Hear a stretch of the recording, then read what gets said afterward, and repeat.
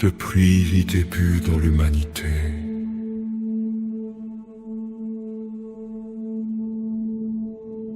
Les nombres nous entourent, ils mesurent le temps, ils construisent les civilisations, ils décrivent l'univers, mais parmi tous les nombres connus, le seul semble provoquer autant de fascination que de peur.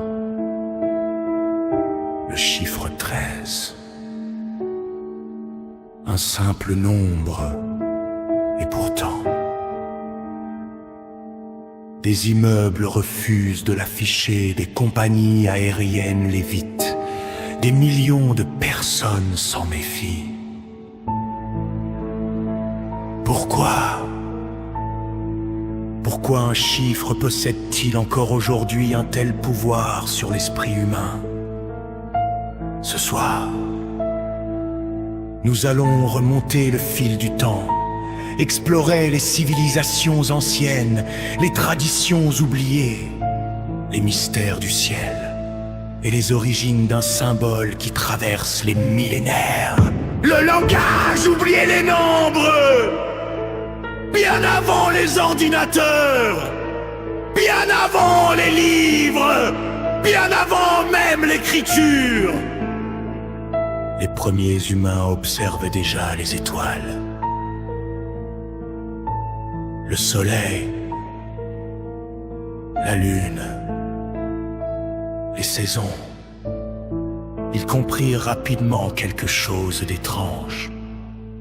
L'univers semblait suivre des règles visibles, des cycles, des rythmes, des nombres.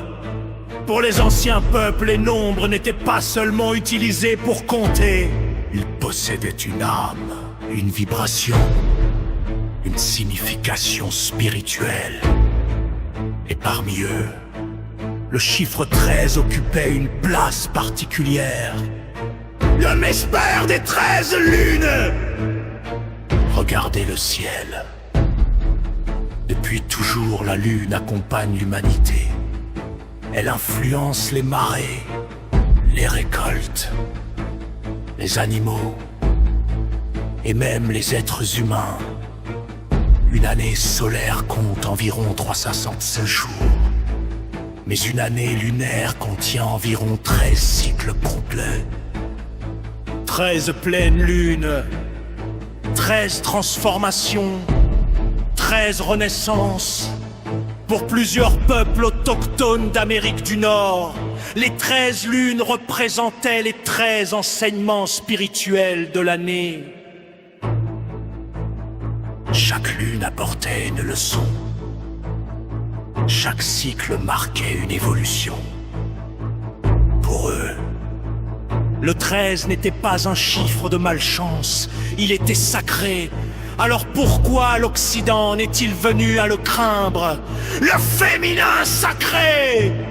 Peu de gens connaissent ce lien. Depuis l'Antiquité, le chiffre 13 est associé au principe féminin. Pourquoi?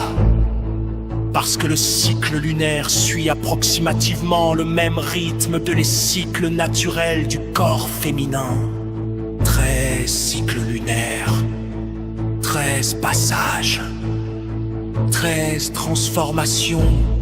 Certaines traditions anciennes voyaient dans le 13 un symbole de création, d'intuition, de maternité, de sagesse, de vie. Ironiquement, un chiffre aujourd'hui considéré par plusieurs comme malchanceux fut autrefois associé à la naissance même de l'existence.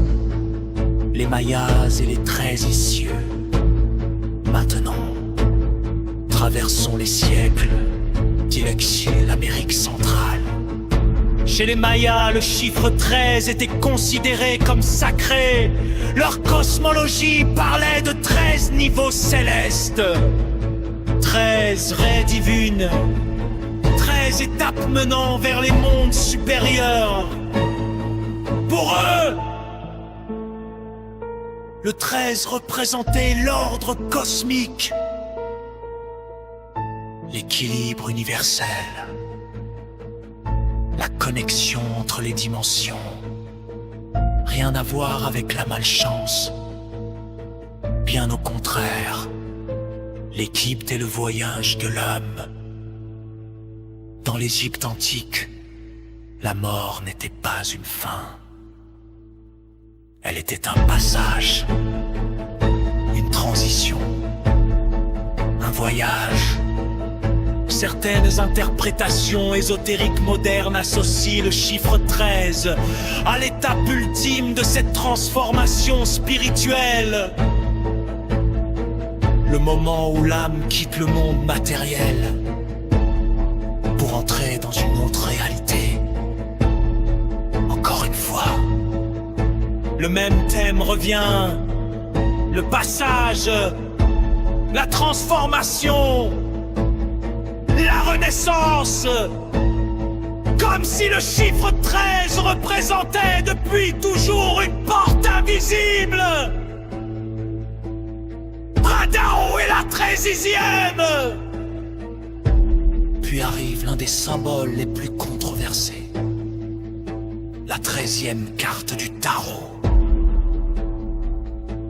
La mort. À ce moment précis, plusieurs personnes ressentent un malaise. Pourtant, les spécialistes du tarot affirment exactement le contraire de ce que la plupart des gens imaginent. Cette carte ne représente pas une mort physique. Elle symbolise la fin d'un cycle, la destruction de l'ancien, la naissance du nouveau. Le changement inévitable. Encore une fois, le 13 apparaît comme un symbole de transformation. J'arrive comme une simple malédiction. Après avoir traversé les civilisations anciennes, une chose devient évidente. Le chiffre 13 n'était pas craint. Il était respecté, honoré, parfois même vénéré. À quel moment est-il devenu un symbole de peur?